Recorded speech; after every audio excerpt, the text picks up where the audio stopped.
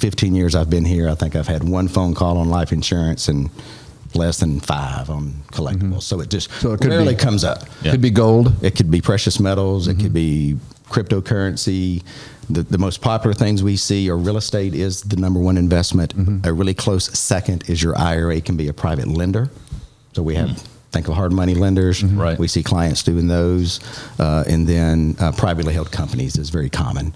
Okay. In your brokerage firms, which is where most people's retirement plans are held, they just don't allow it. And it's by their choice, right? They limit you to the stock market because that's the space they're in. Right. So are you putting the entire IRA into that particular home as a like 100,000 to 100,000, or is it down payment money? Or it could be either. I mean, the majority of our clients use their IRA to fully fund their investment, so they pay cash for the deal.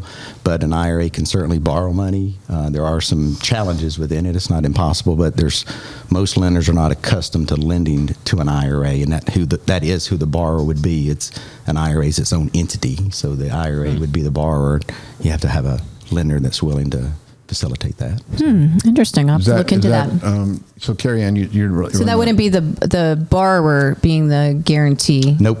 And that's the kind of on the lending, that's the challenges. So it's a non-recourse loan. It has to be a non-recourse loan. IRA law prohibits the individual from personally guaranteeing the loan. So therefore, it has to be a non-recourse loan. Interesting. Okay.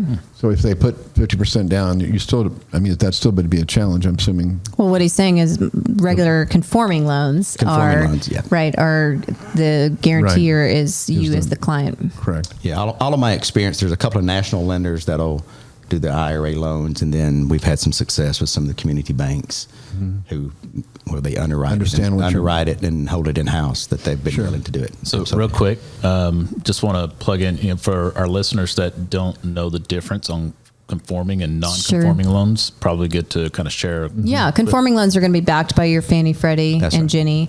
And what he's sharing is that would be a loan that Carrie Ann wouldn't do, basically. Okay. Now, possibly I could broker out that type of loan and things like that, which I will do some research on now that we have Mr. Mike here with us, so we can learn, all about it. So do you find that a lot of people have an IRA, or are you saying that I'm going to take my cash, put it in an IRA, and then I'm going to fund it? The majority of our clients move existing retirement dollars to us, right? So they have an IRA with Fidelity or Schwab, or maybe they left a company, so they have a 401k at a previous employer, GM, Nissan, somebody like that, and that gives them access to those funds. So they simply transfer it into an IRA that they establish with us, and then use those funds to make whatever their investment choices may be. And is there an income cap for someone with an IRA? There's an income cap as far as making contributions. So if you wanted to add additional funds into the plan, and depending on the type of an account that you open would determine what that is.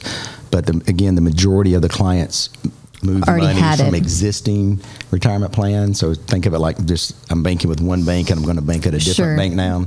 Similar concept.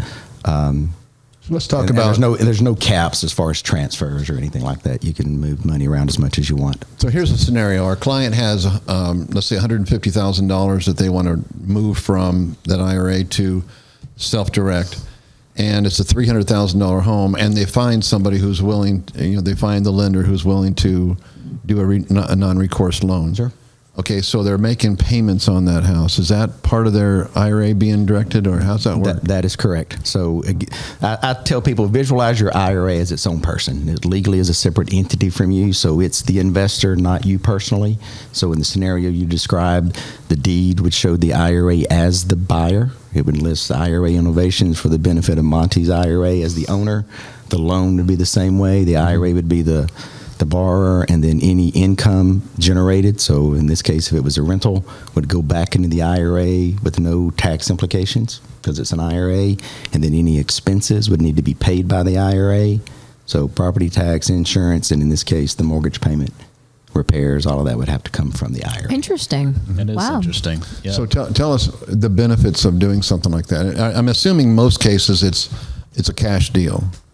Most cases. Okay, and because we're seeing a lot of cash deals, okay? Sure. I mean, I don't know where people have been hiding their money, but in the last few years, I think we've seen more cash offers on property than I've ever seen in my career. Oh, sure. It used to be like 1 out of 100 was a cash deal, regardless of interest rates. Now it's like that every other one's a cash You deal. get multiple offers on a property. Right. And The only way to majority get it is cash. Right. Yeah. Right. Above asking price. Right. Right. Exactly. So tell us more. How's that treated, and why does somebody want to do it, other than the fact they might have more confidence in real estate than they do the stock market? Well, I think that's one of them. For me personally, that's what got me into this business. I don't know, 18 or so years ago, I was kind of tired of the roller coaster ride of the stock market and started doing real estate personally. And then I got introduced to self-directed IRAs, and that's what got me in the industry.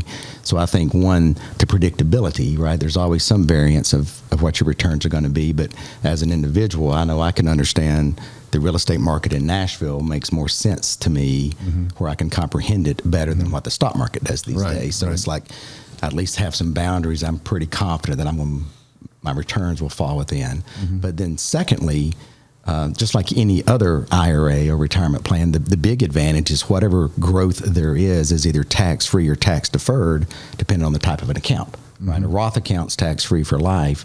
All other accounts are tax-deferred. So think if you bought a property, and if it was a rental, there's no income or no taxes on the rental portion.